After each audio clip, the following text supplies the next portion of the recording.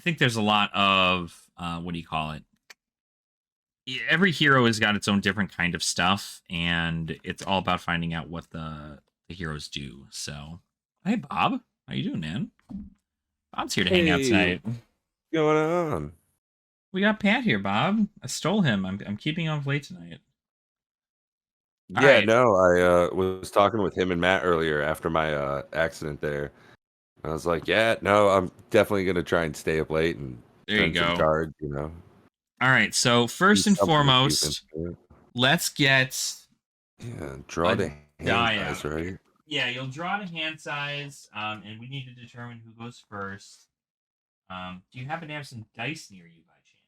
Oh yeah, a whole bunch. All right, go ahead and roll a.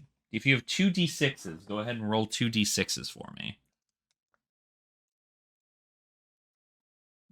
Here we go. 4 and a 2. All right, 4 and a 2. We've got here a 6 and a 2. So Ooh, because I won the die roll, I will go ahead and choose to go first. So interesting. how this works, again, if you can't see anything on my board, just let me know. I'll bring it up to the camera and show you. Um, Okay. but how this works is essentially you are going to be, because I'm going first, there's going to be a situation in which when you're going when you're like blocking my stuff, let's say I attack you this turn, right?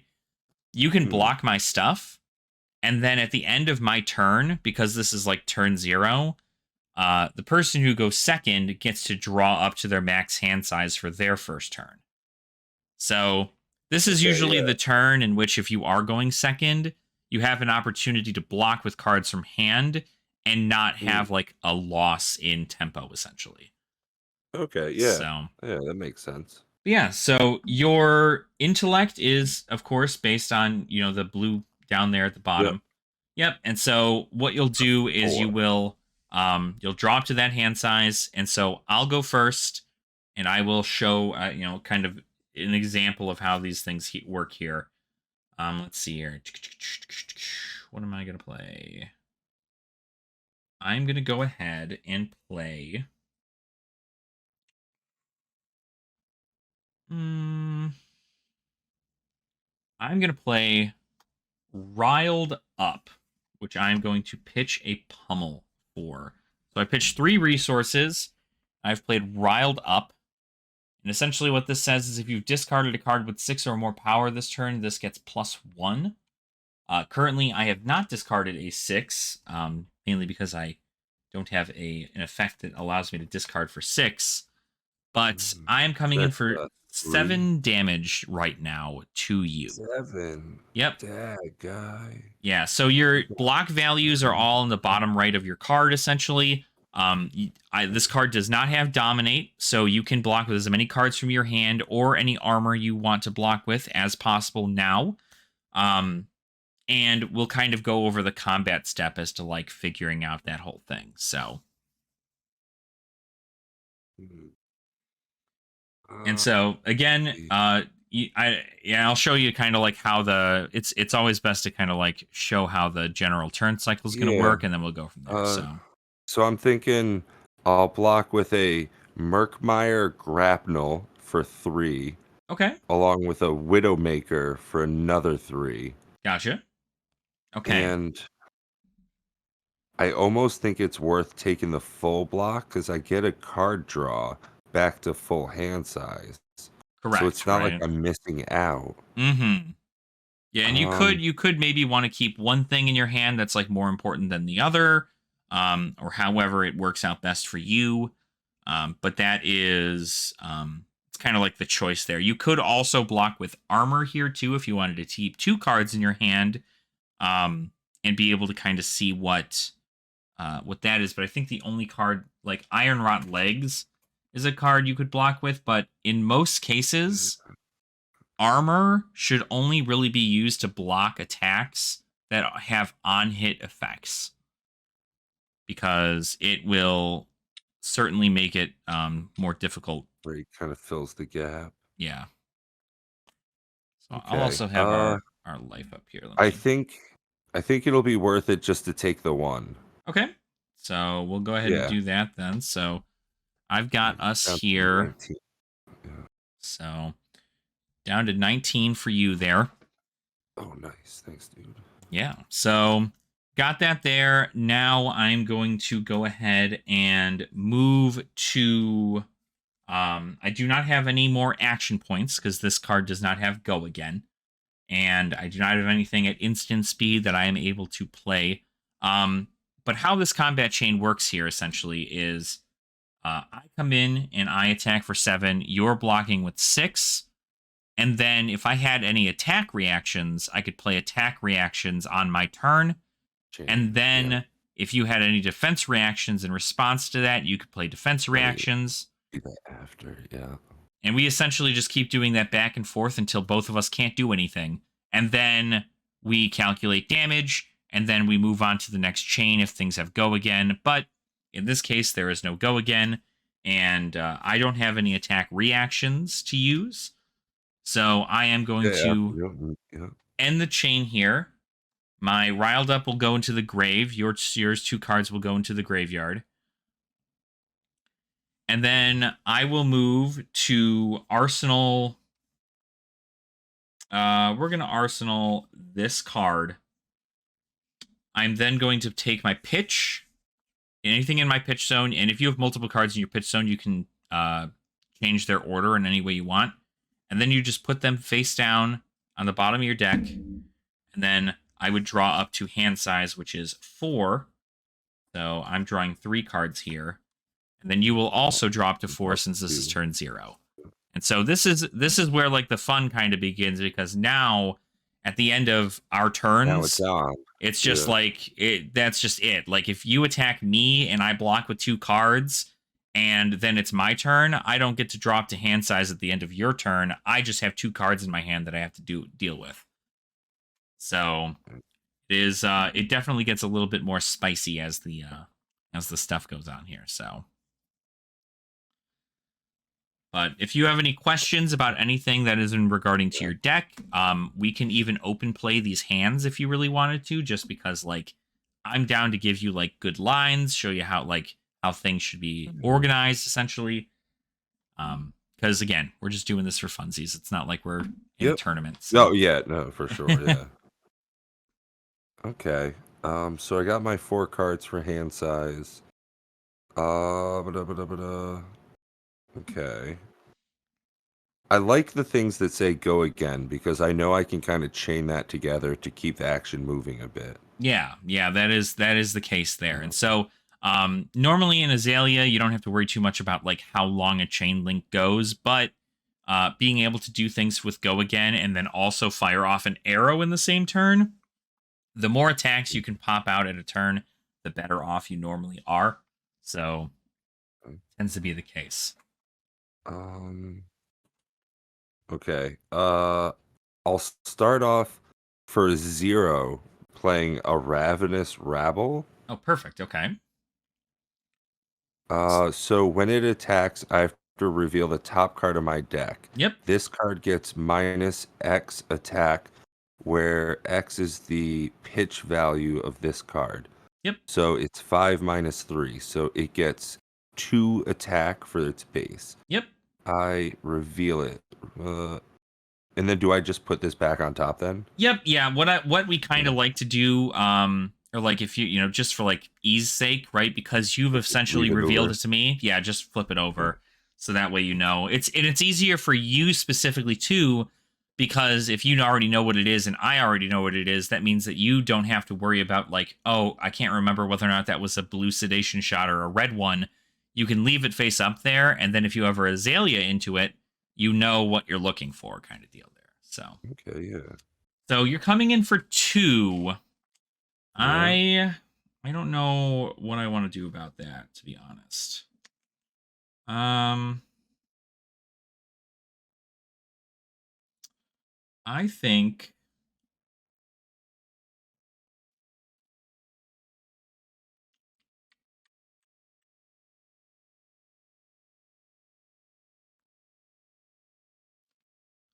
think I'm gonna take 2 damage here. So I Ooh. don't have any. I'm going to say in this situation, what I would do, like for technical purposes, is you come in with an attack for 2. I'm going to say no blocks. And at this point, you can then play any attack reactions that might target this or any instance you might have, because currently you'll have priority. If you don't have any attack reactions or anything you want to play, the attack reactions obviously will specifically say attack reaction in the card text at the bottom. Right. Okay. And then if you don't have any attack reactions, it will then go to me. I won't have any defense reactions because I don't have any in my hand. So I will say no defense reactions, and then we will move on to damage, and then we can continue with your next action point. So, Rockin'. yeah. Okay. So Sounds if you good. don't have Yeah, I don't any, have any. No okay, reactions or instance. cool. So then I'll go ahead and take 2 here. And then a nice thing to actually do, because technically Go Again does not, if unless you're going to play an action, not like an attack action, but just like an action card next on your next card, you Hmm. can leave Ravenous Rabble out here on the Oh, leave combat it. chain. Okay. Yeah, because that way, what that does is this signifies how many links there are in a combat chain. Some decks, like Fi, care about how many cards are on a combat chain at one time. And so it is important to establish that on here. It's kind of like what I equate the combat chain to is quite literally like a visual representation of the stack. Like, Yeah. it's just Yeah. there. And so, Yeah, it's cool. I like the back and forth of it. yeah. So, okay, so we've done that. What is your next action? I already know what that card is. Well, that's 2 of the same card. Okay. Ooh. So do the thing.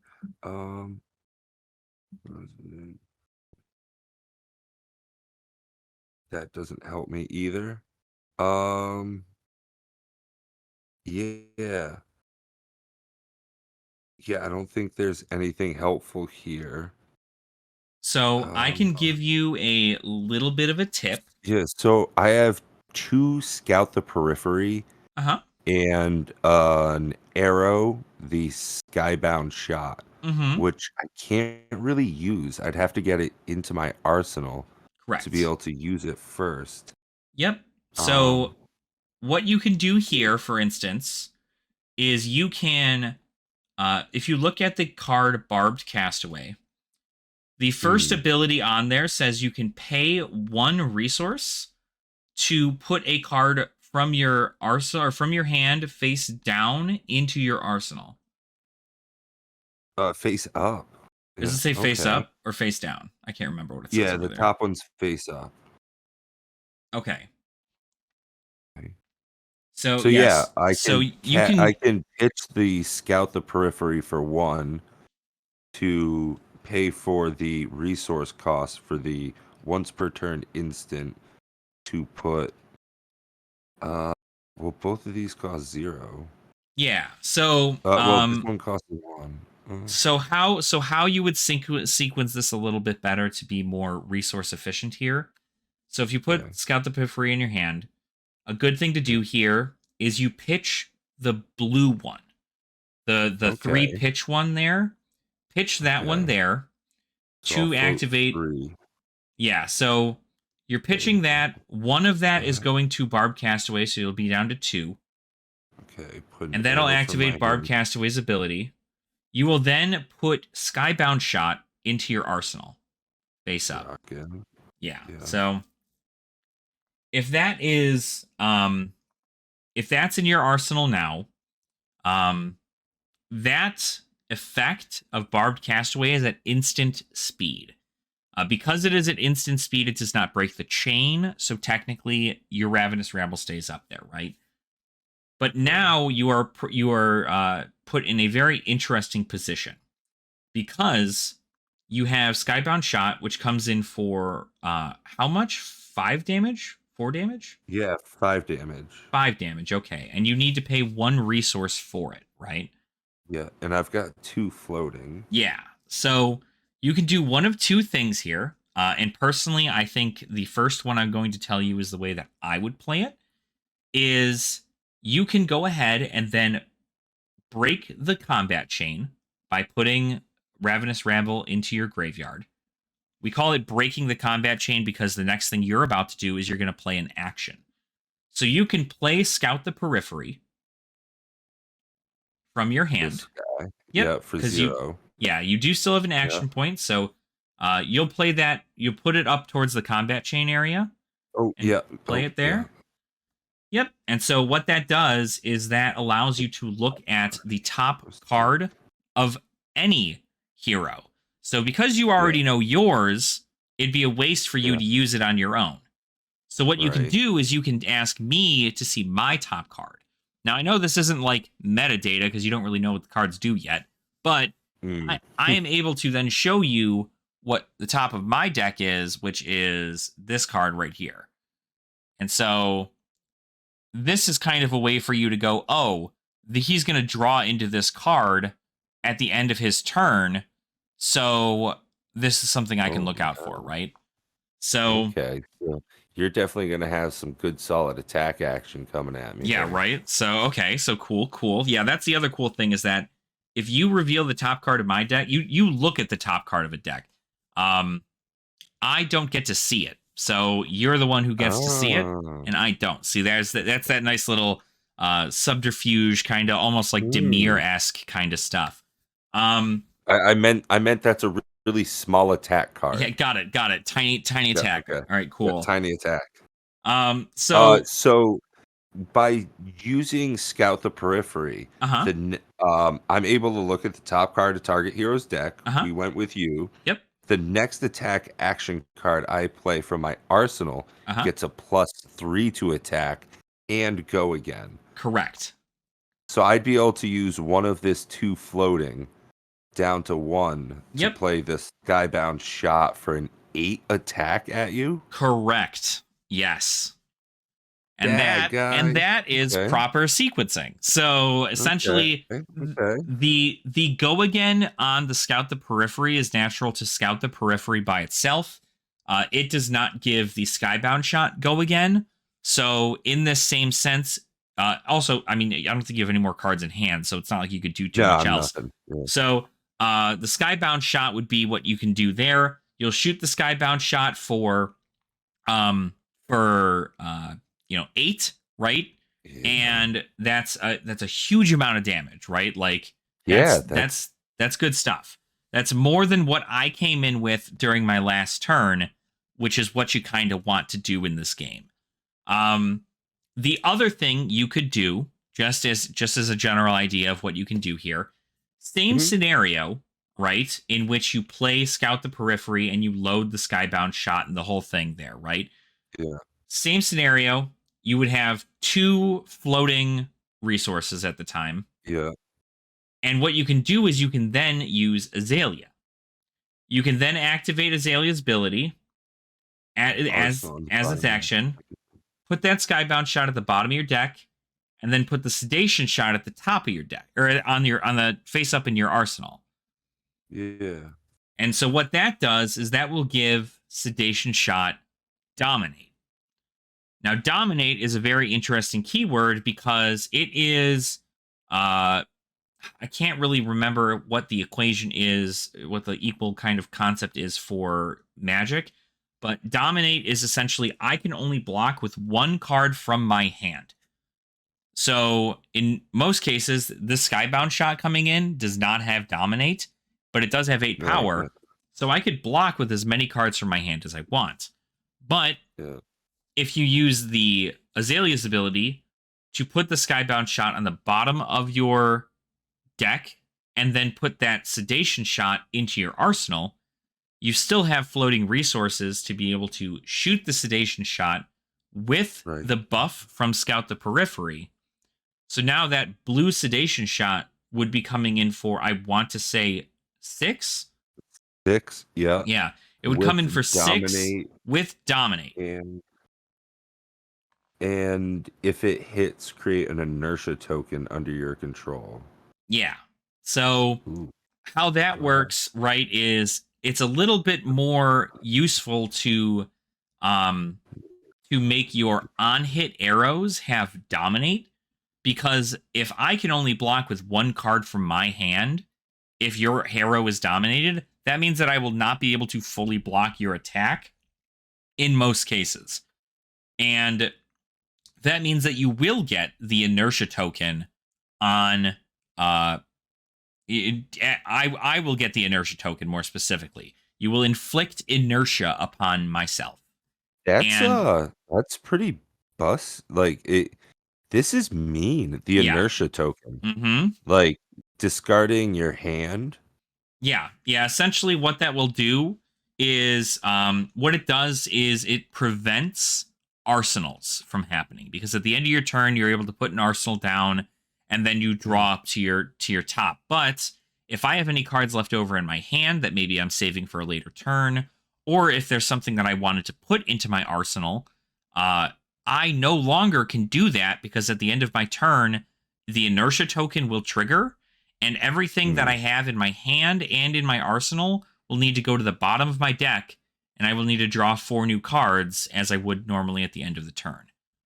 Okay, so it So, doesn't make you like discard your hand in the same way like Magic, correct. Yeah. because you're drawing right after that. Correct. Yes, I would be drawing. Yeah, I would be Okay. drawing right after that anyway, because that is the case. But it means that I don't have anything saved down here, and that's important in most cases, because defense reactions are really really popular for arsenal spaces. Because again, Mm. when you're up against a dominated arrow, for instance, I could block with one card from hand, but defense reactions can be played from Arsenal. You cannot defend with cards from Arsenal, but if it's a defense reaction, it can be played from Arsenal to help give a higher amount of damage to block, or a higher amount of like blocking damage to the attack, which gives it a Mm. better chance to block out all of the damage, therefore negating any on hits your arrow might have.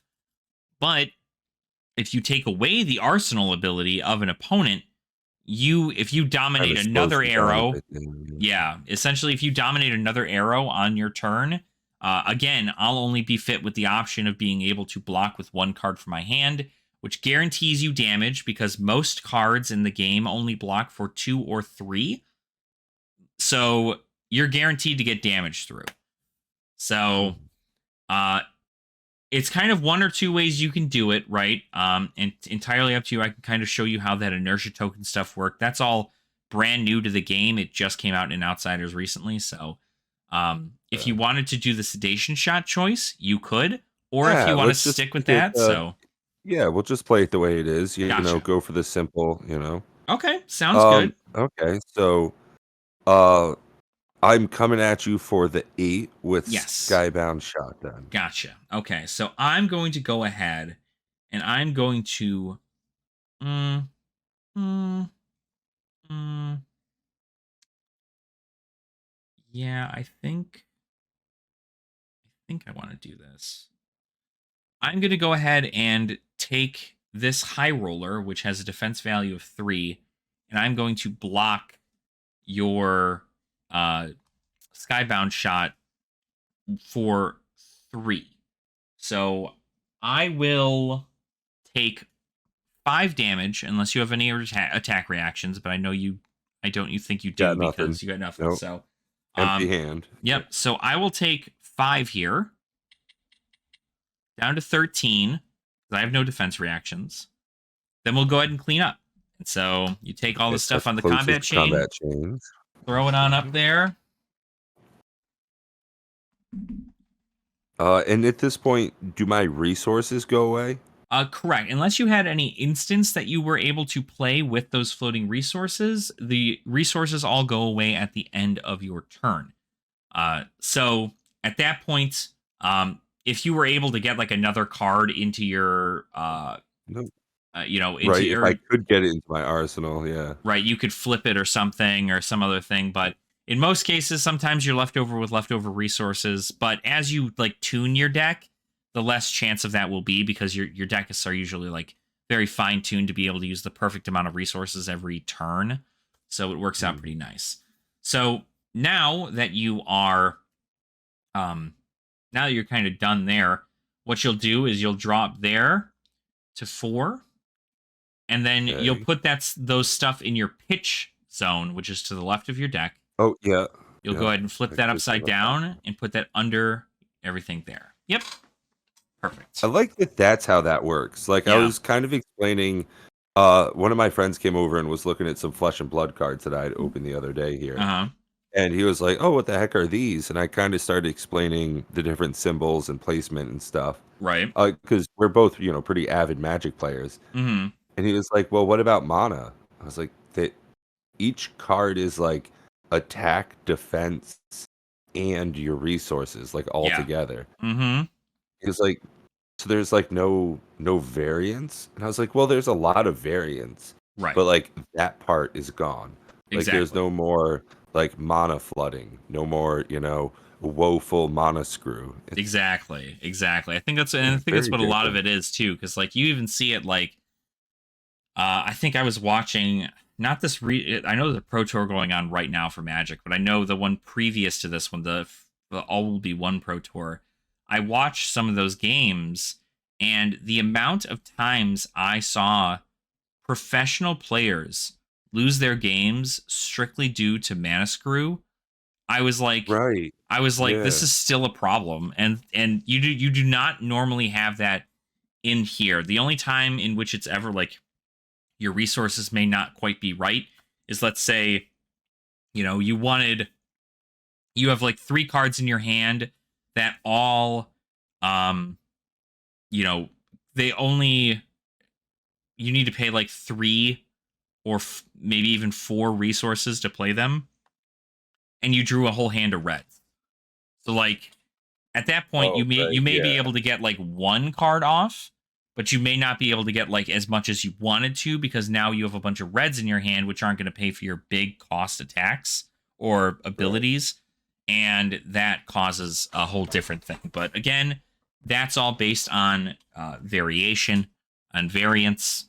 And of course, if your deck is, tuned in a certain way where like, for the amount of reds you have in here, you have to have X number of blues, your odds of getting a better hand with a mix of colors to allow you to pitch for certain values is much higher. So, yep. That makes sense, yeah. Yeah. So, I drew back up to hand size, and I think it's your turn? Yes. Yep. So now it would be on over to my turn. So I only have 3 cards in hand because I blocked with one of them. And so, again, because now that we're kind of in the thick of it, past turn 0, I do not draw up at the end of your turn, and you do not draw up at the end of my turn.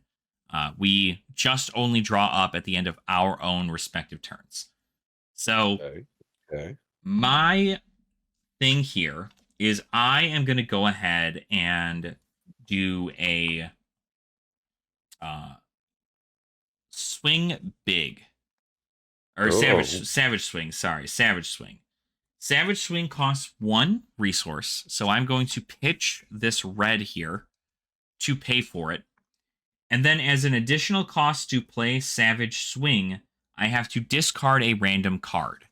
I only have 1 card in my hand, so I have to discard this card. And this is where the kind of... Rhinar is a very like high-rolly hero, very much so like a gambler-esque kind of deal, like you gotta hope you get the right stuff. But in this case, I did, because I sequenced my hand properly, and I'm going to send this yellow riled up to the graveyard. It is a 6 cost attack, and because I've discarded a 6 cost attack, Rhinar's ability activates, which allows me to intimidate you. So what I need you to do is I need you to take your hand face down and flare it across the top there. So I'm going to choose one of those cards, and you are going to end up banishing it. It'll go face down into your banish zone. Normally, stuff in the banish zone is public knowledge to where people can look through the stuff. But in this case, I am not looking at your hand. I am simply preventing you from blocking with enough cards from your hand. So I don't. It's a random card from your opponent is technically the thing here. Some people use dice to choose the card. Some people use some kind of like random number thing. But in this case, I'm just going to choose because it's a little bit easier in that regard. So I'm going to choose this card right here. It'll be the second one to your right. Yeah, that one right there. So that'll be banished face down in your banish zone. And you can go ahead and pick up your hand now. These guys. And so now that those triggers are all done and everything is all done there, now we move on to the general idea behind the combat. So I'm coming in with, again, another 7 power attack to you right now. So this will be for 7. No additional abilities or anything of the sort. It's just 7 raw damage, no on hits, and no dominate or anything. So if there is a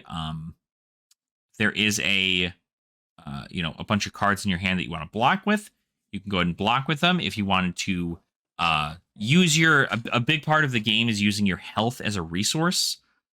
So if you think you can only take like a little bit of it, or maybe you're fine taking 4 of that damage and only blocking 3 because you may be able to come in with like 12 damage for some reason, you very well could do that. And that's normally kind of the back and forth here. So yeah, so I'm coming in for 7. So now it is up to you to choose your blockers. You again can use your armor, or you can use your stuff from hand. If you have any defense reactions, they will have to wait until the defense reaction step to block. But we will get there when we get there. So I think I will start off with using a withering shot to block for 3. Gotcha. See if I spend any more cards out of hand, then I won't have cards to play. Yeah, that's kind of the kicker, right? Like, when you're at this high of life, right? Because it's 19 to 13. Sometimes it's okay to take a little bit, right? Because that is okay. A lot of the times, and when it's not okay to take big hits like this, is usually when there are on-hit effect abilities. So, for instance, if you have like your sedation shot, for instance, has an on-hit ability. And with that being the case, even the withering shot, they have on-hit abilities. And so on-hit abilities are, if it hits, it does X thing on top of doing damage. And so those are a lot more scary, and normally those are where you really want to block a lot of stuff. But in most cases, if it's just raw damage, you can determine whether or not you're fine mitigating a little bit of that damage by blocking with a card, maybe even 2 cards, or you can, full block it if you don't like your hand, or you can completely ignore it entirely and not block anything at all if you think you're going to be able to do a ton of damage. So, yeah.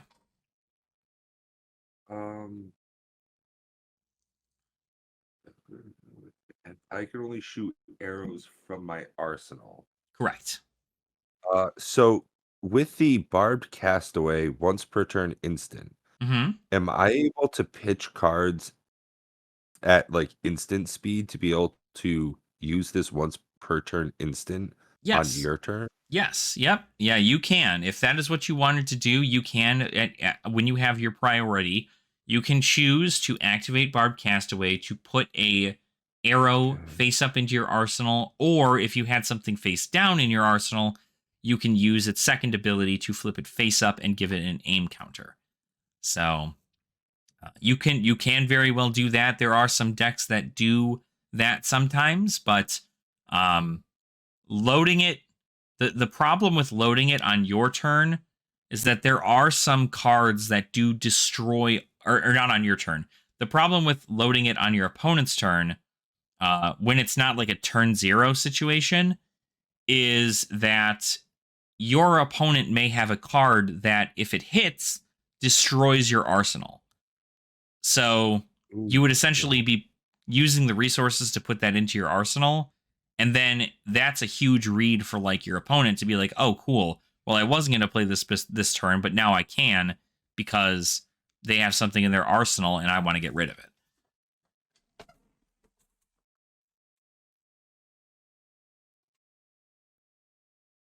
Oh,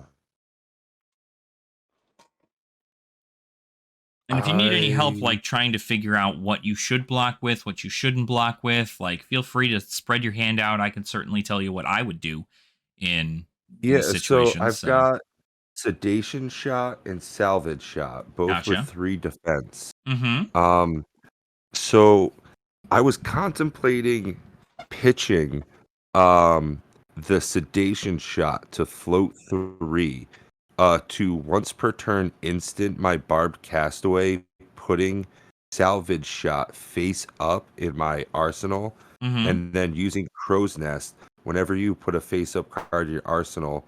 Oh, it's from your deck, so I Yeah. wouldn't be wanting to use that extra portion of it. Mm-hmm. So the concept is good, but that is something that I do suggest you probably are better off doing on your own turn. Okay, because of the arsenal destruction. Correct. Yeah, I mean, I don't have anything in here. I don't think the Blitz precons ever come with arsenal destruction, but That is so like a more common thing. yeah, in higher level play, there's a card called Command and Conquer, which is like very Yep. powerful. Yep. It's crazy good. It's like a very expensive generic card, but it's expensive because it is quite literally a destruct. It's a good card. It's just like a really really good card. Um, Something to note though is that you will actually be starting the start of your turn with 3 cards because remember your intimidated card from your banish zone goes back to your hand at the end of my turn. Oh, it So does. so you get to see if you wanted to look at that card in your banish zone, you can to determine what it is, and then you can make your blocking decisions based off of that. So if there's something in there that you're like, oh, that might actually work out a little bit better now knowing that I have that, you can certainly do No, that. it's this same card. Yeah, Okay. it's this like same exact withering shot. Okay. Is Yeah, it red one. as well? Yeah, Okay. So that is something that is, that'll certainly work out for you, I imagine. So um in that yeah. I should case, probably just double block then, you could. or just take the damage. Right, exactly. Or you could I take mean, damage. you said it was what, 8 coming at me? Yeah, 8 coming at you. Or no, Yeah, I think I should seven, probably 7. Sorry, it's 7 coming at 7. you. Yeah. Yeah, so I'll just take the 4, going down to 15. Okay. Something else you can also do that may be the case is again using Azalea's dominate ability is very very nice, especially in these like low health scenarios. So Mm. what you can do here is you can actually also block with the Wayfarer or the Wayfinder's cowl crest, Yeah, whatever that one is up correct. there. Crest. Um, you can block with that and it will destroy that armor piece at the end of it, but you will essentially block 4 instead of 3. So blocking 1 less damage is not too bad. And then on top of it, you will also get to see what the top card of your deck is. And if it's an arrow, then that's good. Because if it's a red arrow, you can go ahead and obviously you can't like move it, so it's just what you get to look at. But that Yeah. will help you determine whether or not you want to use Azalea's ability on your turn. Because if you have a chance to give a red pitch arrow dominate, it's really really good because it's the highest attack you could get on a card is for the red pitches, and with dominate it's very very powerful too. So Yeah. yeah. Yeah, So so I'll do that then. okay, I'll throw the Wayfinder's crest in as well, so gotcha. I'll only take So you'll take 3. 3 damage Yep. down So to you're down to 16. 16. What's up, Vinay? How are you? Welcome on in. Just teaching Pat the Pauper here Hey. some good old flesh and blood, Yeah, getting into the game. right? So Thank you for joining this evening. yeah. So now, obviously, this would be where I would say if I have any attack reactions, I don't have anything in my hand. You don't have any defense reactions in your hand. So Nope. now we'll close the chain. So Okay. that will close up Now, because do you have a suggestion? Like, so this being one of my equipments, uh-huh. I don't want to like just stick it in my graveyard and like mix it in with all my other stuff. Is there a way that players like designate which cards are regular cards versus like Yes. equipment? Something that I personally do is I put my equipment in different sleeves than my deck. But what you can do if you want to make sure that doesn't get shuffled into your grave, you can see what I do here with mine. What you can do instead is you can just flip it over. Oh, yeah, good. Okay, good call, And man. so that way you know that the headpiece is still destroyed and it's not usable in that situation. Yeah. There's only one hero in which it actually matters that your equipment is in your graveyard. There's only one hero that Huh. ever actually cares about that, and she like is kind of bad right now. So not many people are playing her, but she is also a brute. And Huh. she is a shadow brute. Again, shadow using a lot of the banished zone stuff as well as manipulating stuff in the grave.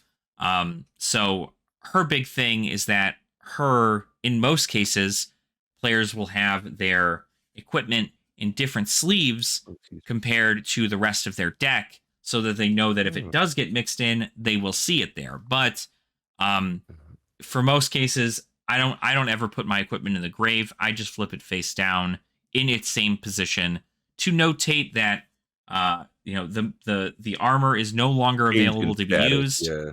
and Yeah. and that you don't have to shuffle it back into your stuff there. So Huh, yeah, I that's like that. that. So yep. So now at the end of my turn, because I don't have any action points, I don't have any go against or anything, I'm going to go ahead and put this pitch card on the bottom of my deck, and then I will draw up to 4 cards there. 4 cards. And now, since it's the end of my turn, you get that banished card from your banish zone back to your hand. Heck yeah, Yep. baby. How about the So 3 cards again? 3 cards in your hand. This is a decent amount of time, or this is a decent opportunity for you to do stuff. I'm going to simply ask, for the sake of teaching you, what was the top card of your deck that you saw with Wayfinder's Crest? It was Red's fire fire sniping. sniping. Okay, not too bad, not too bad. So you can go ahead and put that back on the top of your deck. If I,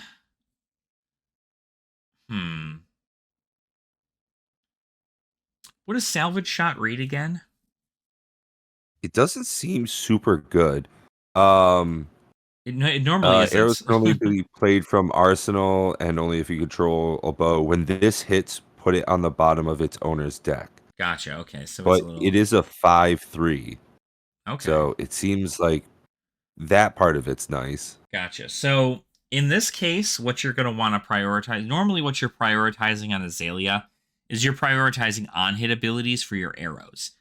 So Mm. the on-hit for salvage shot is good, but the on-hit for withering shot is better Yeah, because it it seems. gives me a Yeah. frailty token, which means that if I attack you with my weapon on my turn, it will have -1. Or if I attack you with something that might be an attack action in my arsenal, it will also have -1 power. So that's a nice way to kind of at least put that down. And luckily, it's the same damage either way. No matter which way you slice it, it's damage either way. So the only difference is that you very well could use Azalea's ability here to put a spire sniping into your arsenal after we do all the other stuff first, Mm. and shoot the spire sniping for 5 dominate, which will at least guarantee 2 damage to go through. Whereas if you don't dominate something, I may be able to full block it and take no damage. Which is, up to the deck, right? Obviously, these beginner outsider decks are certainly not always as tuned as the more professional, higher end level decks. But Mm. in this case, just for posterity's sake, what you can do is you can go ahead and pitch that blue sedation shot. Yeah, So you'll have the that's gonna 3 there kill me. essentially. And then you can use Barbed Castaways first ability to put Withering Shot into your arsenal. Solid. That's got a nice high attack value and Yep. an on hit. Mm-hmm. And Okay. then what you can do is you can then pay the so now you're at 2 floating resources, or no, yeah, you're at 2 floating resources now because you Yeah, spent the yeah, 1 for Barb yeah. Castaway there. Put that in, yeah. Yep. And so now with this 1 floating resource, you can go ahead and use Withering Shot to fire off the arrow. So you can use the card from your arsenal and then attack with it. That down to 1. So slam that bad boy up as Yep. an attack with Withering Shot for 5. There you go. So that is a nice little card there, right? Obviously, 5 is a lot, and I may want to actually block that. That may be important for me. But let me check my hand here and see what I've got in regards to that. So,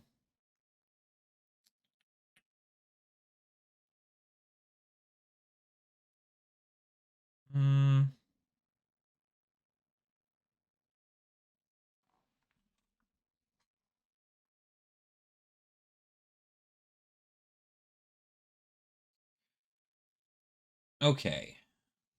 I think I'm going to block with a Smash Instinct, which will block for 3, which will so right now it's 5 damage on you coming into 3 block for me, so 2 damage would leak through. Me knowing your hand, you do not have any attack reactions. I do not have any defense reactions on my end, so I will then take 2 damage here, going down to 11 and getting myself a frailty token, which if you give me a second, I can get because they're like right here. Right.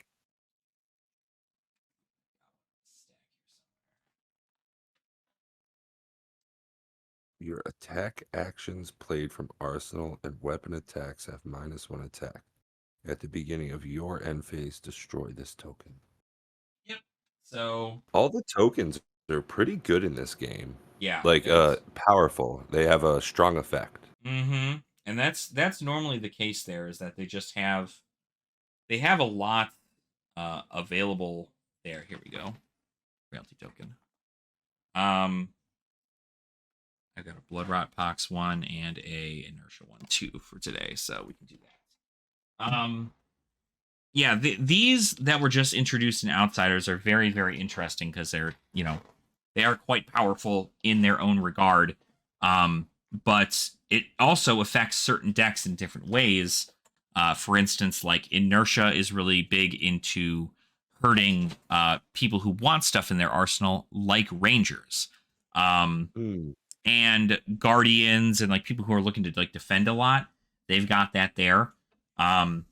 And so then Frailty is really good into stuff like ninjas, because ninjas like to do a lot of small attacks and kind of poke through, and Frailty will help negate some of that damage from their weapons. So it is very neat. They did a really, really good job with that.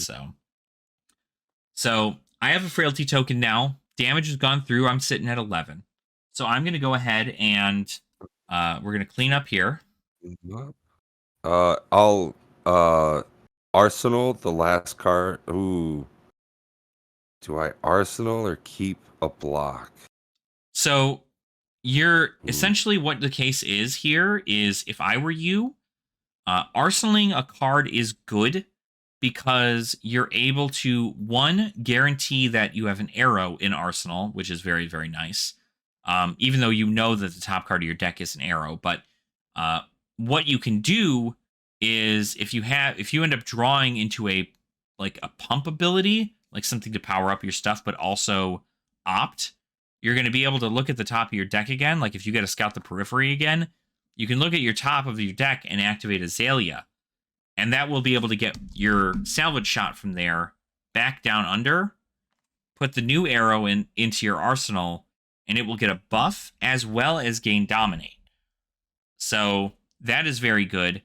Yeah. You kind of just get a better chance at more of your deck if you arsenal a card. Some cases it is not good to arsenal. Let's say maybe you um let's say maybe like your opponent is going to do some like nasty stuff because you saw something that they had. Um Mm. that very well could be a situation in which you may not want to do that. Again, if it's a card you really, really cherish, it being in the arsenal may not be good because you may get have your arsenal destroyed and you may not be able to block that out to be able to play the card. So it's all depending, but it's always good to arsenal. I personally think so. If you have the opportunity to, Oh, get you so that. uh, at wh- when I put that card in my arsenal, Uh-huh. do I still have that resource point? No. Technically, what this Okay. is this is you arsenal at the end of your turn. So because you didn't have any more action points or anything of the sort, your Yeah. turn is essentially over at that point, unless you have something that would be able to gain you action points at instant speed or anything, or if there is something So at instant that was speed. gonna be my thing. The once per turn instant as the second part of the bow. Mm-hmm. I may turn a face down arrow card in my arsenal face up if I I do put an see. aim counter on it. Yeah, if you had that in there normally, right? Because you always put it in face down.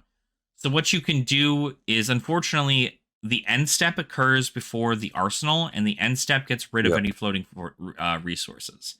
Okay. So Cool. you'll get rid of your resources, and then you get your arsenal in there, and then you put your pitch at the bottom of your deck. But the good news is that if that card cared about aim counters at the beginning of your turn, or even during my turn, you could pay a resource to flip it face up and give it an aim counter. So that is an option.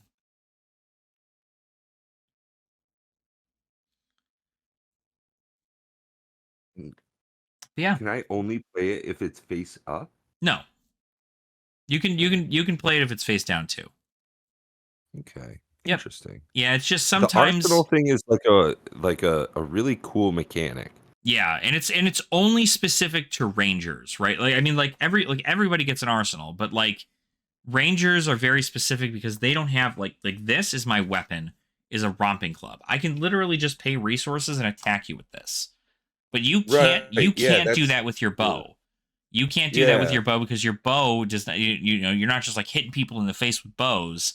You're using Yeah. arrows to knock you're knocking arrows on your bow to attack. And so essentially in this same sense, if they wanted to use arrows, the arrows are very powerful, but the reason they're so powerful is because you have to go through these hoops in order for you to actually fire Yeah. the arrows. So yeah, it's nice. It's nice. It's a Yeah, very like cool. it's very like a medium level of learning essentially.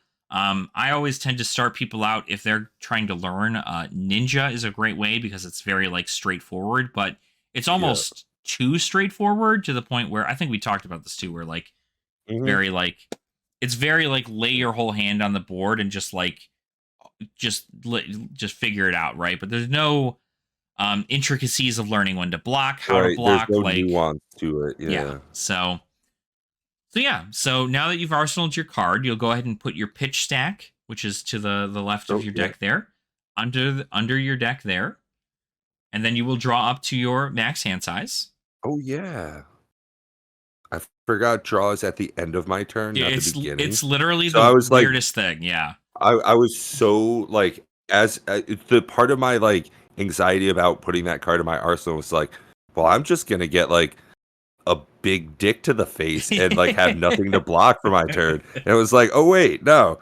Soon as you said that, I was just like, "Oh, yeah, Yeah. I have, like, cards to get. Okay, yeah. Exactly. And I that's have a kind of the turn perfect. next turn." So Yeah, it's great. Like awesome. it's that kind of give and take, right? Um Mm. is really the whole point behind the game. I equate Flesh and Blood a lot to like gladiatorial combat, right? Like if you Mm. use everything in your arsenal to really push at your opponent, if your opponent is not prepared for those situations and does not have the ability to block out stuff in a proper way, they will take damage, but they may be able to take that damage specifically so they can counteract and come at you with maybe a sneaky little attack that does some extra bonus stuff.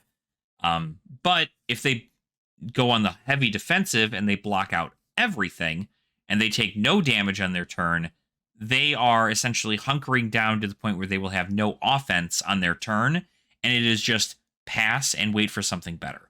So that's kind of the whole differentiating concept. But yeah, so it is nice. Yeah, getting used to drawing at the end of your turn as opposed to drawing at the beginning is certainly something that I even sometimes am just like, wait a minute, I forgot. Like you draw at the end of your turn. So. Yeah, follow the steps. Yeah, right. So, all right. So now it is my turn. I am going to start off my turn by activating my Goliath Gauntlets. And so what Goliath Gauntlets do is Goliath Gauntlets allow me to destroy this card, and then the next attack action card with cost 2 or greater I play this turn gets +2 attack. And then it does get go again, which means that I can continue my turn and keep doing stuff here. So I'm going to flip that down because now that's used. In most cases when learning, I'll just put it up here so you know that that's what's being used. So I'm buffing the next attack action card with 2 or greater power. So, or 2 or greater cost, 2 or greater cost gets +2. So what I'm going to do here is I'm going to go ahead and play the card Wrecker Romp.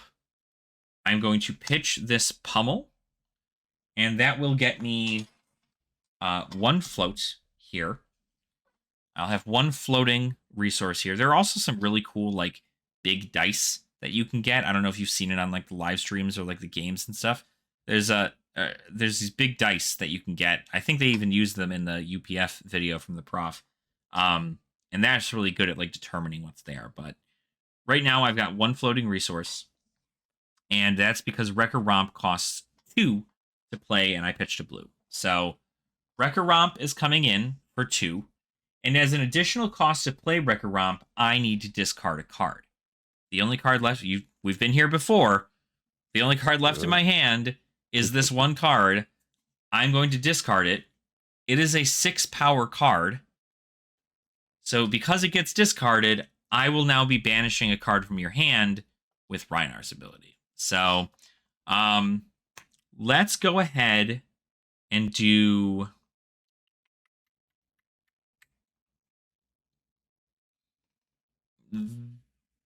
the one all the way to your right. That one right there. Yep. So that one will be banished. And you will not be able to block with it. But again, remember that you do get that back at the end of your turn. So you are free to look at it throughout the turn to just double check to make sure what it was. But you don't need to, but just don't show me. It is not a card that I get to know about yet. So, yeah. So Wrecker Romp is coming in for 8 on its own. But because I activated Goliath Gauntlet, and this is a 2-cost card or higher, this actually gets +2, which means this is coming in for 10 damage right now. Ooh. 10 damage. So you are at 16 life. So obviously, you would be taking a decent hit there if you just decided to not block. Luckily, in this case, frailty does not matter for me because I'm not attacking with my weapon or my arsenal card. So I don't need to worry so much about, any reduction to power. But Wrecker Romp is going to come in for 10 damage. So this is the situation in which you will choose whether or not you want to block or not block. Maybe you have some special spice in your hand that you really want to, see. You can I certainly do think that. I'll throw a Spire Sniping for 3. Mm-hmm. And the Iron Rot Legs for another 1. Okay. Yeah, I think I'll take 6. Okay, you're down to take 6. Yeah. All right, so we'll go Yeah. ahead and move you on down to 6 then. Yeah. So It's not 10. great, but it's a thing. It is a thing, and sometimes that's the I'll case, take right? it Like now. it's like I said, if the big thing here with the game is that if you think that you can present more damage than your opponent is going to be able to deal to you, then you should take damage because Hmm. you at least have a great window there. So we cleaned up. I put Wrecker Romp in the thing there. You can just flip over those leggings and put the other one in there. I am going to move to the end of my turn. At the end of my turn, before I have an opportunity to arsenal or do anything else there, the end of turn effects happen with Frailty. Frailty is destroyed at the end of my turn. So this is gone now. It doesn't do anything for me. So that's gone now. I have a card in my arsenal already and no cards in my hand. So I am going to simply just take this card in my pitch zone, put it under my deck, and then draw 4 new cards. Okay. All right. And now it is your turn. You do get that banished card back to your hand Oh, yeah. at the end of my turn. So that is there. Okay. And now it is your turn. So Okay. Okay. Okay. Okay. Okay. This is that.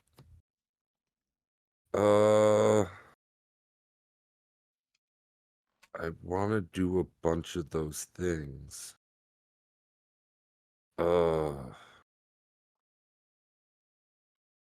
I will risk it.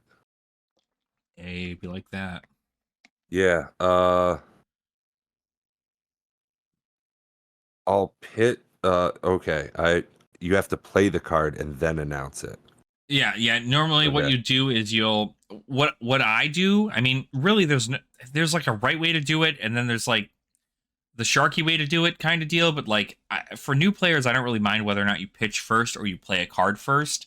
But the Hmm. correct way to do it is you play the card you are going to be playing, and then you pitch resources for it. Because what that does is, for instance, let's say you go to pitch the card first, and then you're just not sure whether or not you actually want to play the card in your hand. You essentially just showed your opponent that you have that card in your hand, and at that point, you're giving Hmm. away information you don't need to. So, if you play a card that you feel like you're going to be playing, you're going to play the card, but then don't pitch anything until you are certain you're going to play it. Then you pitch for it, and then it's confirmed. So, Okay. So I'll start off with toxicity for 0. oh shit! Uh, Oh no, dude, what's happening? Okay, is that red okay. toxicity? Blue? Blue. Okay, okay. Well, that's still Yeah. pretty terrifying. So, So when it uh next arrow gets when it hits, you lose 3. mm-hmm. Go again. Yep. Uh, so I'll play fetch a red tail. Uh huh. So I'll pitch infecting shot for 1 to pay for it. Uh huh. So I've got no cards in hand. Gotcha. So I'm gonna destroy as an instant, destroy Threadbare Tunic, Uh huh. gain 1 resource. Only activate if you have no cards in hand. Gotcha. So I'll float that 1 resource, and then for 1, I'll play Salvage Shot for 9, and if it hits, you lose 3. God damn, Fletch the Red. That's really good. That was really well sequenced. Holy shit. Um, what does Fletch do again? Gives it plus Fletcher 4? Red Tail is +4. Holy shit. Yeah. If it has an aim counter, it gets red cards have -1 defense while defending, but I don't have Gotcha. an aim Yeah. counter. Wow. Dang. That was really well sequenced, bud. You did good. Hey, thanks, You dude. sitting here telling me that you never played this game before? I don't know about I've that. never played. It's not that I didn't learn how to play in the last like 24 hours. Yeah, right. It's just that I've never played. Like this is the first time I've ever shuffled a deck. But like I watched the professor play the other night Right. and like I'm tired, but not a complete idiot. You know what you're doing. You know what you're doing. Yeah. All right. Well, you've left me in a pretty sticky situation here, boss, because that's a lot of damage. So it's coming for 9 on hit, deal 3 more, so threatening 12 damage altogether. Obviously, if I let that hit, I die. It's not what you want. It's not what you want. That's how you lose games. It's not how you win games. Okay. I wasn't sure if that part was different. It's like, yeah. there's so much going on. Yeah, the only thing that's different in Fab compared to Magic is that decking out does not mean you lose. Yeah, I was talking to my buddy about that because he's all about like milling himself out with those Thoracle combos and stuff in Magic. I was like, from what I saw, when you don't have more cards to draw, you don't lose. You're just like gonna lose. Yeah, exactly. Right. It's just like, not in your favor to win, essentially. I was like, I think it's kind of worse. Because it's like not having anything to do, but you're still on a battlefield. Yeah. It's like, Exactly. And that's kind of like the funny situation there too, because you have in like a ranger situation, right, when you run out of cards, that means you don't have any arrows. And because you don't have any arrows, you can't attack. But if you have a weapon that attacks, as long as you have a card that allows you to pitch, or like as long as you have a card that has enough pitch value for you to attack with your weapon, you're still able to attack with your weapon on your turn. And then, of course, that pitched card goes back into your deck. You draw it back up at the end of your turn, and you keep doing that until somebody dies, right? And that's just kind of the concept for it. So, but in the case of a hero that does not that has a weapon that does not have an attack value, fatigue seems much worse because you just like are in this death spiral essentially of like, oh no, like I just can't do anything. And at that point, if you run out of cards in your deck and you don't have any way to get them back, you just concede the game because like there's no point in doing that for another like few turns. So, let's see here. How do I want to do this? I feel like the smart move is to not take a ton of damage here. I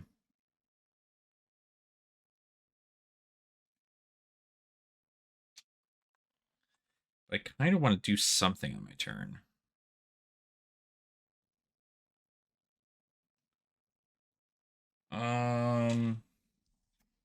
Golly.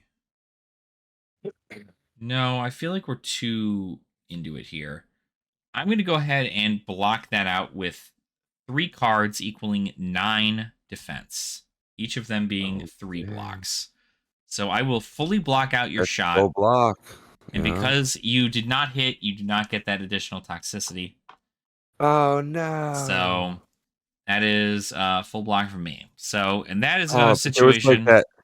But there was that Britney Spears toxicity song playing in the background the whole time. Oh. That's really the theme song for that. So it's funny because like there's a red version of that toxicity card called, and it's just red, but it gives it so where if it hits, it deals 5 damage instead of 3 damage. And like, it's an insane card. I still can't believe how crazy that card is. So this is one of those situations where I gave you pretty much my entire hand. So and now I draw. Yep, and so now you draw up to 4. You'll put your pitch at the bottom of your deck. Oh yeah. That's something there's some like really core awesome things about this that are just like kind of difficult to get used to because they're so different. Yeah, exactly. It's very much so like it's once you get into the flow of it, right? Like you'll kind of get there. And it's just like doing a lot of it is like throwing your hand out there. If you're able to do things with your hand, cool. If not, just kind of set yourself back, and then you can like spend the time setting up your turns. But a lot of it is like you come in with a bunch of stuff, I block it, and then I come in with some stuff, and then you can block it if you want, or you can take the hit because you're going to come in with 2 times that much on your turn because you got such like a good hand. So in this case, though, unfortunately, I don't have anything that I can do. Actually, that's a lie. I do have something I can do. But I don't know if I want to do that.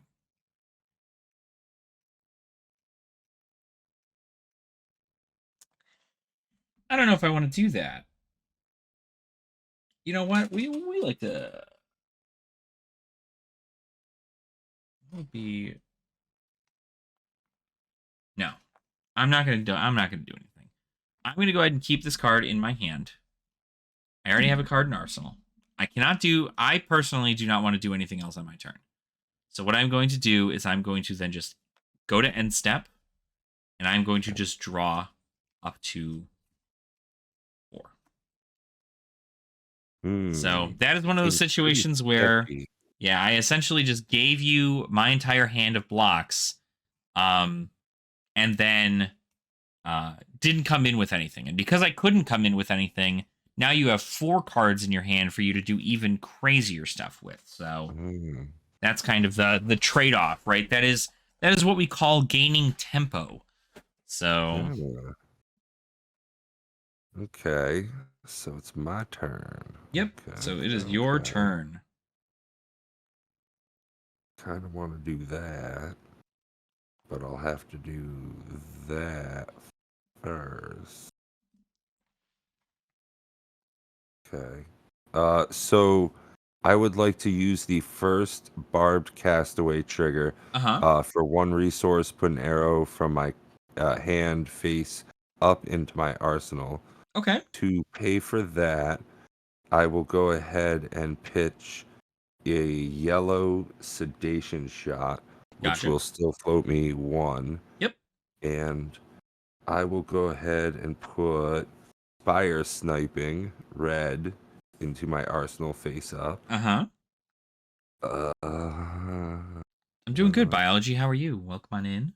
I'm teaching out some stuff for Fab tonight, so enjoy if you have not played Fab before, right? We got plenty of stuff here kind of showing this off, so if you have any questions, let me know.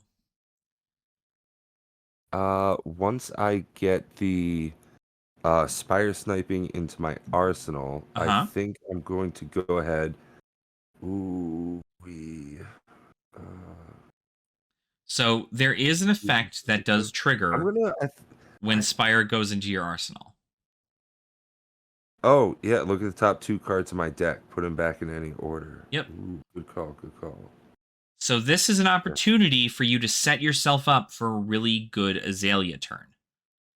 So if you have cards in your hand that allow you to buff things, that's good because it'll allow you to buff your dominate arrows. But if you don't have anything that'll allow you to do that, then you can at least come in and dominate something that might have an on hit, right? Stack those right back like that.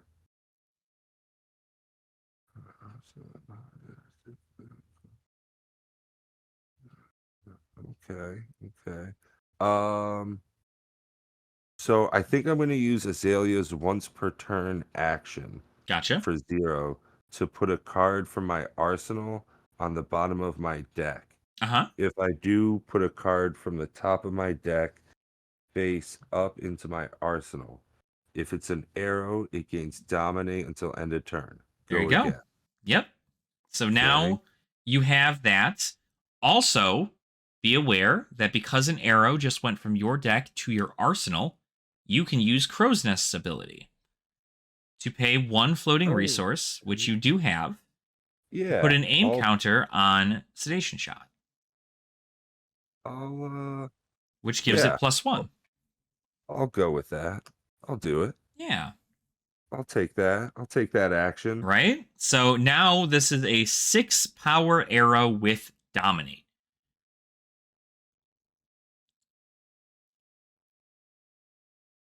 Yeah, because these ain't gonna help me do what I want to. The cards in my hand. Mm-hmm. Um, yeah, so I will uh, use this sedation shot Uh-huh. for 6, Gotcha. and to pay for that, I will pitch. Well, these are the exact same cards, so a blue sedation shot for 3. Okay. So there So, you go. So you can certainly do that there. Can you real quick read me what bracers of belief do real quick? oh yeah, I think these are garbage.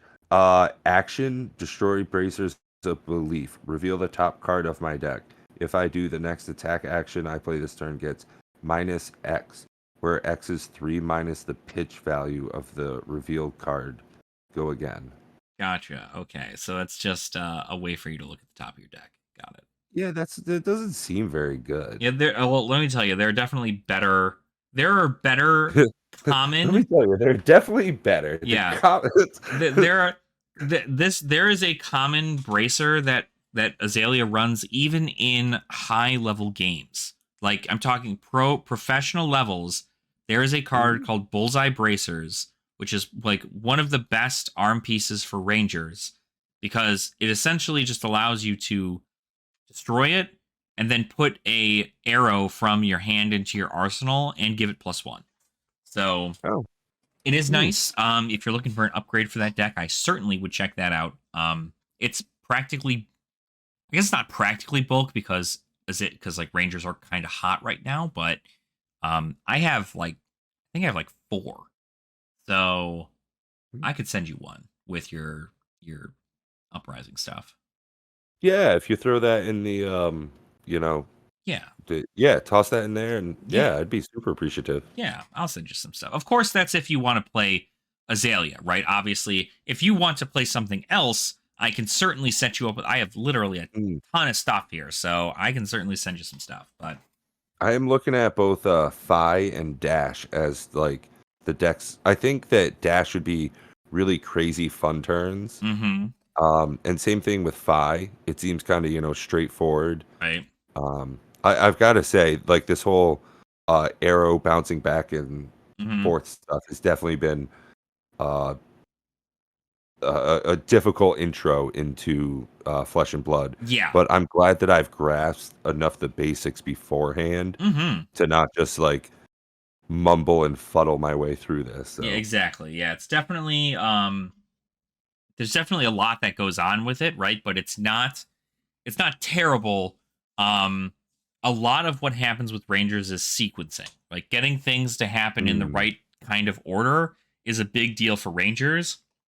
Whereas with things like Brute, Brute is like I want to play one big attack and Unga Bunga.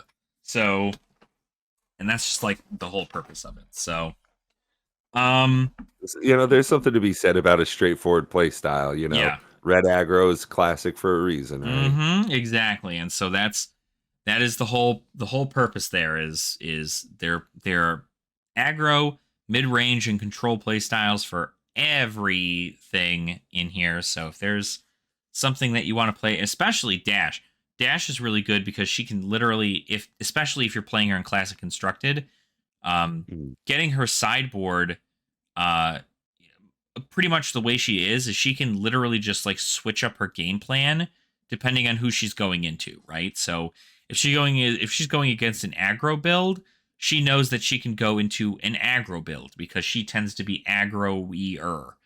And if she's going to go into a control build, right, like maybe somebody who likes to defend a lot, she can go into a build where she can just get a bunch of items out and then just attack with her pistol consistently. Therefore, never really fatiguing out and being able to deal a ton of damage without really sacrificing any cards. So she's great. I love Dash. So I think she's cool. Um, okay, so you're coming in for 6, right? 6 piece. Yep. Let's see here. 6. How much do I care about 6? I kind of want to mitigate a little bit of it, but not. Um,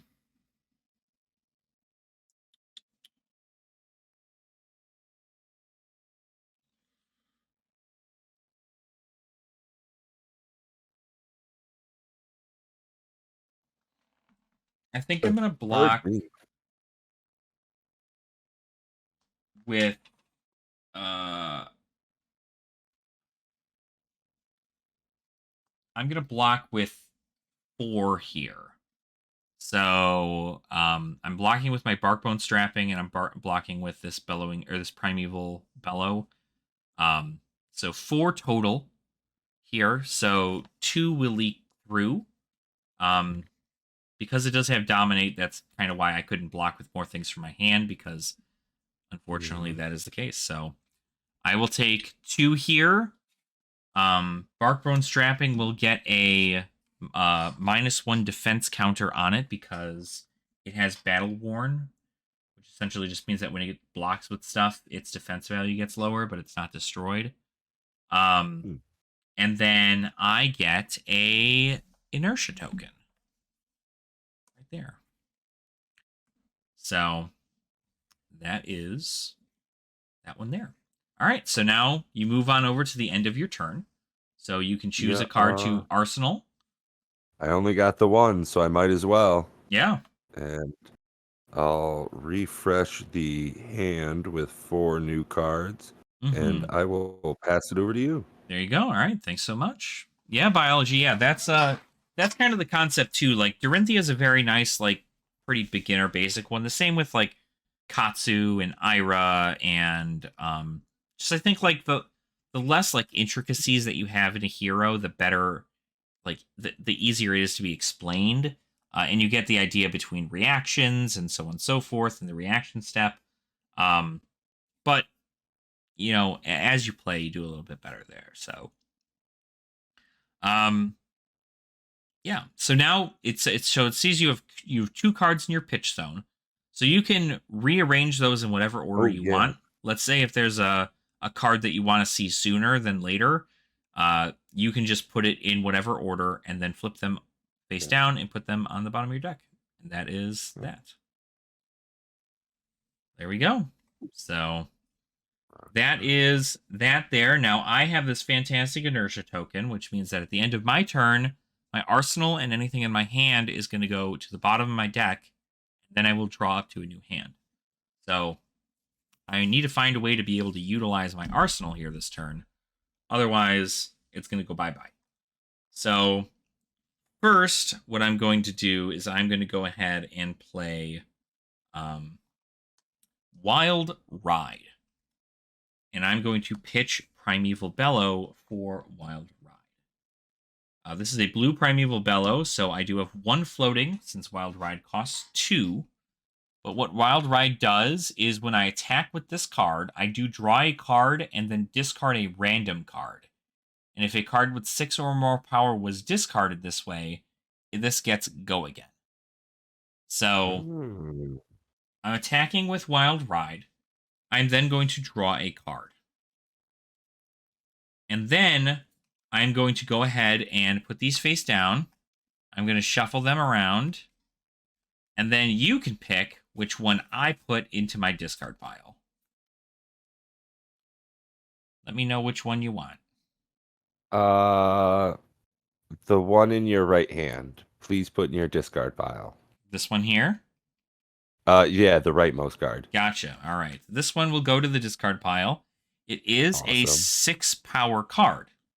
So I do get go again. And I do also get to use Reinar's ability to intimidate your hand. So now you're going to lay out your cards. And then I'll go ahead and choose one of them there. And that one will go to the banish zone face down. So we're going to choose green, purple, white, or blue. Let's go green this time. Green, okay. That one will get banished there. So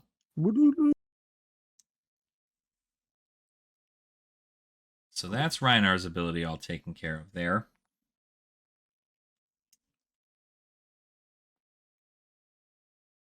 Yeah, there you go. So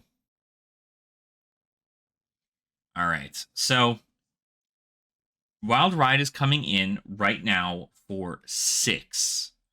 So 6 damage is coming in here, and then it will have go again, which means I'll be able to do something else afterwards. So there's no dominate or any on hits or anything. It just is going to go in for what it is. Throw a 3. Spire sniping in the way.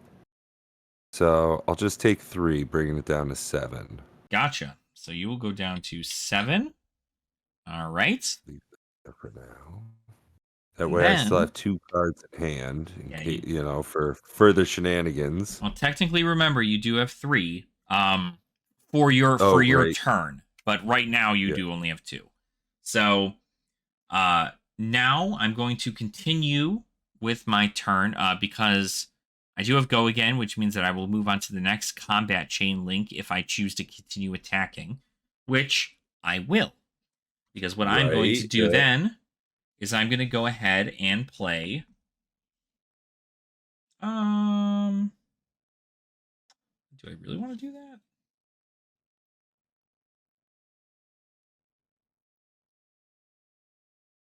I guess I have to.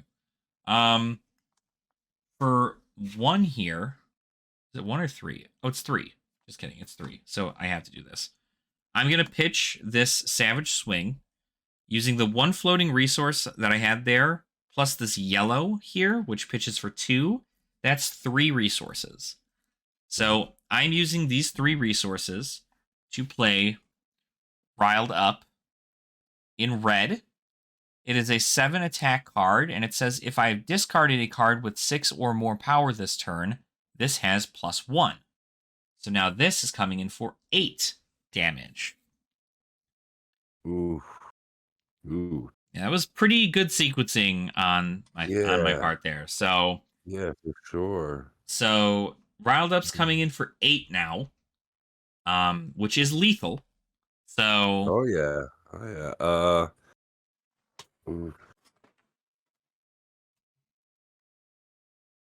Yeah, I'll definitely throw a Fletcher Red Tail in for 2. Okay. You willing to take all that damage? I don't know. It's getting a little spicy. And and you get a full grip. Yes. Yeah, now I gotta throw 2 more in the way. Yeah, okay. for sure. So you'll block 4? Yeah. Okay. Yeah. So you'll take down to 4 damage. 3. 3 damage. You are 3 health you are at now. That is the end of my turn. I don't have any more cards in my hand. I don't have any effects I wish to activate. So these will go to the discard pile. The inertia token will trigger because I do not have any cards in my hand and I don't have any cards in arsenal. Nothing will go to the bottom of my deck. The inertia token will be destroyed. And then I will continue with my end step, which is essentially just putting these cards on the bottom of my deck and then drawing up to my hand size being 4. And now it's your turn.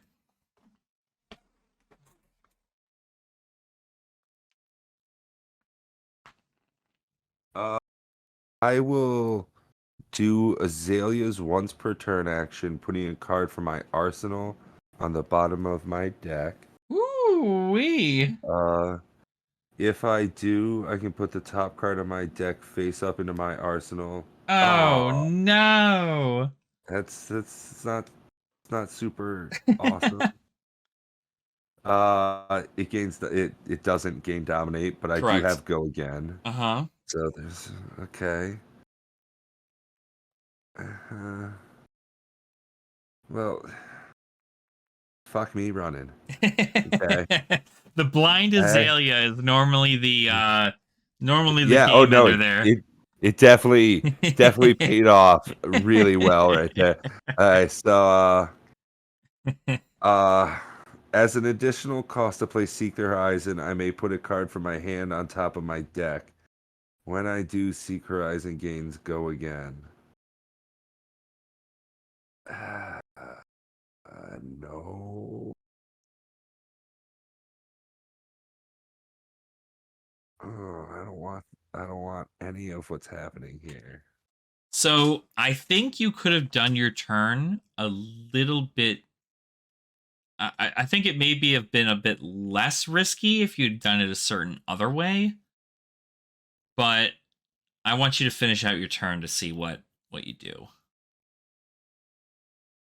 Yeah, I think I would just play it for 0 out of my arsenal. Yeah, that's probably the next best bet there, right? So and then just fling 4. So in this same situation, you had a spire sniping in your arsenal originally, right?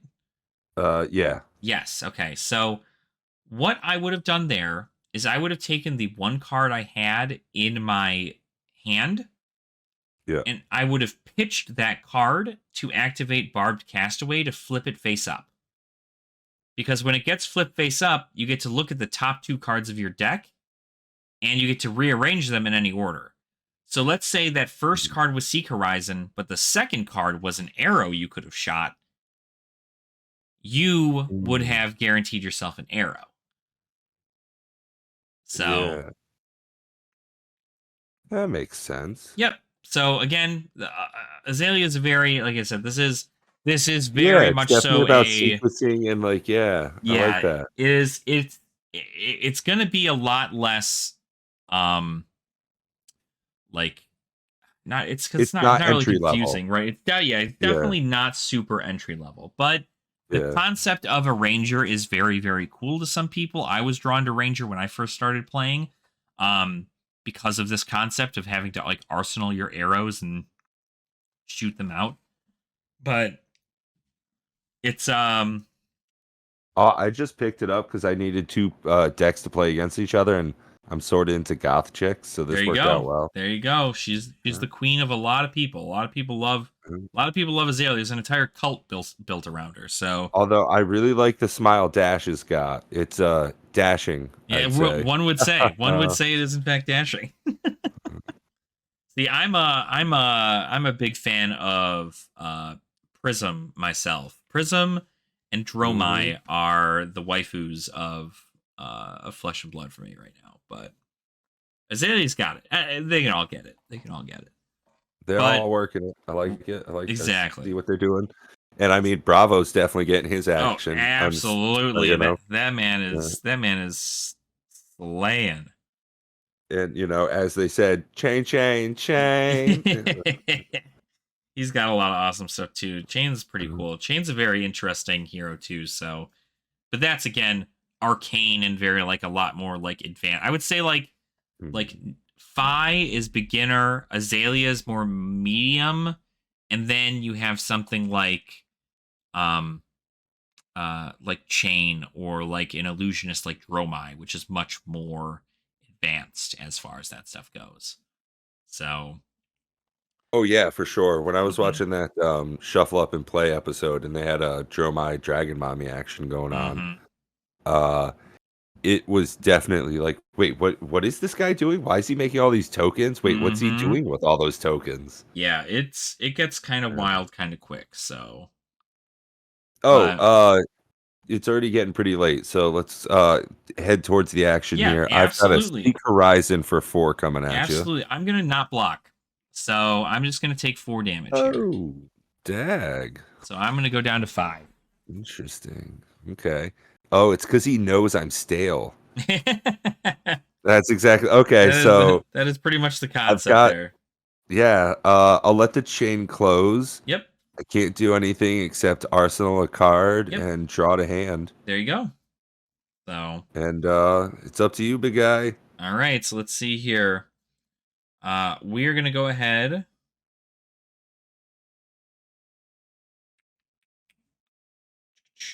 Toxicity is a really strong card. It's really strong. So you could stack it. Mm-hmm. Ugh, that's gross. I guess we can go ahead and do it this way then. I'm gonna go ahead and play Barraging Beatdown from my hand. Uh-oh. This is sounds like it's got a very low attack cost. Yeah. It's a matter of fact, it's 0. It's not an attack at all. It's a action. So Tricked me. What this is doing is this is giving my next brute attack this turn. It says if this attack is defended by fewer than 2 non-equipment cards, it has +4. So Oh, not too shabby, but if it's blocked by 2 or more non-equipment cards, then it will negate that. So if you block with 2 cards from hand, it won't get the +4. But what it does do is it does intimidate. So again, we'll have to throw your hand on out there, and then we'll do this.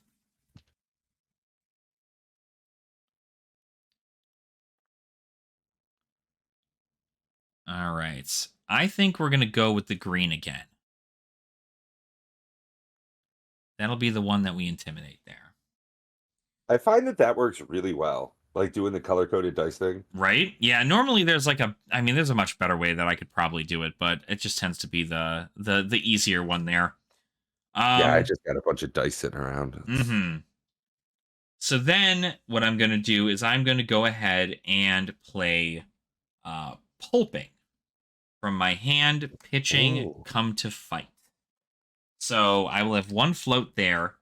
What Pulping does, Pulping's ability is, when you attack with this, draw a card, then discard a random card. If a card with 6 or more power is discarded this way, Pulping gains Dominate. And then, if Pulping is defended by fewer than 2 non-equipment cards, it has Go Again. So, it's got 6 power, and I'm going to use it. I'm going to do its effect right now, where I'm going to draw a card. And then I'm going to shuffle these in my hand here. And then you can go ahead and choose whichever one, number 1 or number 2, to go to my grave. Let's go with the one farthest from the phone. Got it. So right here. So this one here is a 6. So Bare Fangs is a 6. So I will get this card to my hand. Because I discarded a 6 card from my hand, Reinar's ability will activate. So you'll get intimidated again. So there you go. So I'm going to go ahead and just choose the middle card there. Awesome. That one will get banished. You have 2 cards in hand now. And more importantly, Pulping now has Dominate. So this is a 6 Dominate, which means you can only block with 1 card from hand. And if you have a defense reaction in Arsenal, you can use that too, but... So I have 2 cards in hand. They're both ranger actions. The highest defense is 3. Okay. So I was doing quick math.